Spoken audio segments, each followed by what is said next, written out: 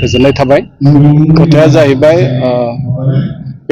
बे खोथाखिनिखौ आङो बुङाजासे जोंनि सोरबा सासे इएम बा सोरबा बुंनायजों अब्लाबो आं जिहेतु नांजाबनानै दं हिसाबै बुंनो सानबाय। गिबियाव जाहैबाय जोङो दिनै आसाम सरकारजों जोङो रायज्लायनो थांबा जोंनो माखासे डाटा नांगौ। दिनै आसाम सरकारा जोंनो गोबां माने खोथाखौ जोङो रायज्लायनो थांनाय समाव डाटा गैयिनि थाखाय एक्जेक्ट डाटा गैयिनि थाखाय बे डाटाफोरखौ होनो हायैनि थाखाय गोबां रायज्लायनायफ्रा आद्रा जायो जोंना खावसेल' जायो। आरो बेवहाय आसाम सरकारा जोंनो मोननैसो थांनाय मन्थ्रिया रनज पेगुआ मोननैसो बिबान होदोंमोन। दा बिबान होनाय हिसाबैहाय बे हाबाफारिखौ जे जोंनि BKWCनि आन्दाराव गोग्लैनाय जेसेबां जिल्लाफोर बर' मिडियाम फरायसालि दङ, गभमेन्ट फरायसालि, बे फरायसालिफोरखौ जोङो मोनसे बेरायनाय बा इन्सपेक्सन खालामनाय बा रिभिउ खालामनाय मोनसे हिसाबै जों हाबाफारि लादों।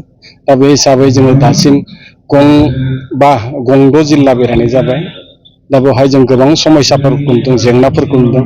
बे डाटाफोरखौ जों कालेक्ट खालामनाय जादों। भबिष्यत दिनाव नोंथांमोननि मिडियानि गेजेरजों जोंनि साक्सेस बा जोंनि बे जेंना जेथोनिफोर सोमोन्दै जोङो डिटेलै फोरमायगोन। दा हयथ' आद्रा जाना दं आरो आसाम सरकारनो जोङो माखासे बिनो गोनां दं, मोननो गोनां दं। गोबां जेंना थाबाय, जों बेरायना मोनबाय।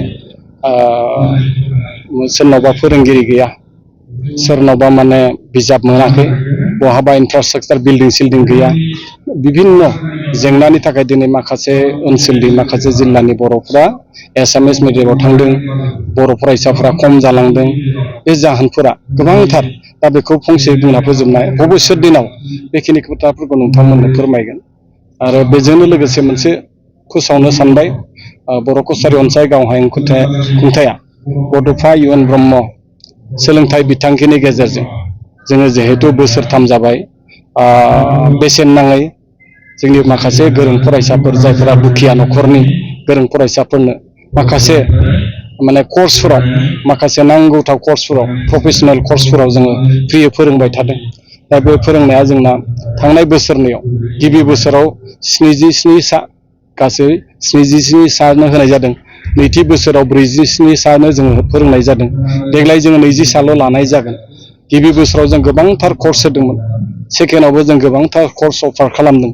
देग्लाय जोङो एसे खम अफार खालामदों। दा बेनि गेजेरजों जोङो सानदों इडुकेसनाव बर' कसारि काउन्सिला जथेस्थ' खामानि मावदों। खारन फिसफोरा गोबां बा प्राइभेटआव होनाय नालाय, बेनिखायनो बेखौ जोङो साक्सेस खालामनो बा काउन्सिल बडिया साक्सेस खालामनो खोब नाजानाय जादों। जोंनि जायफोर कर्सफोरखौ जों बर'फोरा बारा लानो रोङा, जोंनि माखासे ओनसोलनिया, जेरै माने मा होनो पेरामेडिकेल साइन्स बा लेबरेटरि टेकनिसियान जाबाय, बेफोरबायदिनो ट्रमा इमारजेन्सि आरो बायदि बायदि आरोखि। माने नोंना बे मा होनो बेखौ दानि गोदान जुगनि जन्थ्रपातिजों नायनाय जिफोर बेबस्था, बेफोर गासैबो थायो। बेखौ जों दासो गोदानै सोलोंदों आरो बेखौ लानांगौ बयबो। आरो जों काउन्सिला होनायनि अनगायैबो बेफोराव लायोब्लासो जों जौगानो हागोन। आरो बेनि अनगायै मोनसे खोन्था फोरमायनो साननाया जाहैबाय, जोङो APSC UPSC आव जों आसाम बर' कसारि काउन्सिलनिफ्राय BTC खौ जोङो खावलायबाय थादोंमोन। आरो जोंनि बर' फरायसा आफाद, जोंनि बर' संगठनफ्राबो खावलायनाय लेखा बिथांमोनजों कलाबरेटलि जमायै जोङो दिनै माने थांनाय बोसोरसेखौ जोङो खोब मोजाङै साक्सेस जाबाय। दा बिथांमोना बयबो प्रिलिमिनारि एग्जाम होसिगोन। UPSC निफ्राय 24 दिनै खै थारिख, दाखालि 24आव बिसोरना प्रिलिमिनारि एग्जामिनेसन जोब्बाय। APSC जायफोरा होगोन फैगौ माने 9 थारिखआव जागोन नामा, बिथांमोननि कर्सआ आंनि मिथिनायाव जों जे खबर लानो खोब मोजाङै जादों।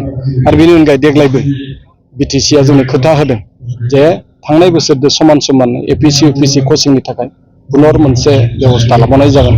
आं खावलायनो थागोन जोंनि BTCनि बाहेरायाव थानाय गासै बर'फोरा, जोंनि बिमा बिफा आरो गोरों गथ'फोरा सिभिल सार्भिसनि थाखाय जायफ्रा जेंना जानानै दं, प्रब्लेम जानानै दं, बिथां गोरों गथ'फ्रा ओंखारबोनांगौ, आगबारायबोनांगौ। कम्पिटिसन जागोन, खेबसेयाव जाया खेबनैयाव जागोन। दा बेनि गेजेराव बिथांमोना नाजानानै गावनि रोंगौथिखौ लानांगौ होननानै जों खावलायनाय जाबाय। आरो बेनि अनगायैबो जोंनि बड'फा UN ब्रह्म सोलोंथाइ बिखान्थिजों देग्लायबो टप 10 पास जानाय मेट्रिकफोरनो जोङो UBPनि थ्रुयै हायार सेकेन्डारि मेट्रिकनि टप 10, हायार सेकेन्डारि आर्ट्सनि टप 10, साइन्सनि आर्ट्सनि टप 10 आरो मोनसे जाबाय कमार्सनि। बे टप 10 फोरनो जोङो रां अनसुंथाइ होगोन आरो बेनि अनगायै गोबांथार माने आसनि लाबानो दं इडुकेसन डिपार्टमेन्टआव थाखाया एसेल'बाबो बेखिनिखौनो नोंसोरनो फोरमायनाय जाबाय थांनाय समाव जिथु जायफोर कर्स आंनि मिथिनायाव गासैबोथ' साक्सेस बा माबा मोनसे मोजांबो जाजोबनाय नङा जों बेखौ बारा मिजिंबो हाया थासिगोन बेनि गेजेराव खिन्थु मोजां खोथाया जाहैबाय मा देग्लाय जिथुनाखि माखासे ओंखारगोन हटेल मेनेजमेन्ट फरायबाय दं माने थांनाय इउनिभारसिटियावबो कम्पिटिसन जादोंमोन बिसोरनाव बेवहाय बर' सेंग्रा सानैया खोब मोजाङै मार्क लाखिदों टप मोनदों बान्था मोनदों बिसोरबा आरो गवायावबो बिथांमोना लांजाबाय गवायावबो मोनसे बे माने कम्पिटिसन जादोंमोन बेवहायबो माने गल्ड मेडेल नङाबा जे फार्स्ट प्राइज मोनदों बिथांमोना मोननो हादों आरो बिथांमोननो आंनि मिथिनायाव माखासे इन्सटिटिउसन बा माने हटेलफोरा बिथांमोननो जब अफार खालामदों बेफोर रिपर्टआ जोंनाव दङ आरो बेनि अनगायै जायफोरा दिनै डिप्ल'मा लाबाय थादों डिप्ल'मानि अनगायै जायफोरा माने बे पेरामेडिकेलाव फरायबाय दं बिथांमोनाबो अलरेडि कानेक्टेड एंगेजमेन्ट थाबैनो जागोन होननानै बिथांमोना खोन्थादों जों गोजोननाय मोनदों दाखालि बावैसो रायज्लायबोदों दाखालि बावैसो बावथ्राखै जोङो 17 माने मेयाव जों आसाम डाउनटाउनाव साथ्र' साथ्रिफोरजों रायज्लायदोंमोन रिजाल्टआ जोंनि मिथिनायाव मोजां गथ'फोरा मोजां सेटिसफाइड इउनिभारसिटियाबो मोजां होननानै बुंदों दा बेखिनियानो आरोखि।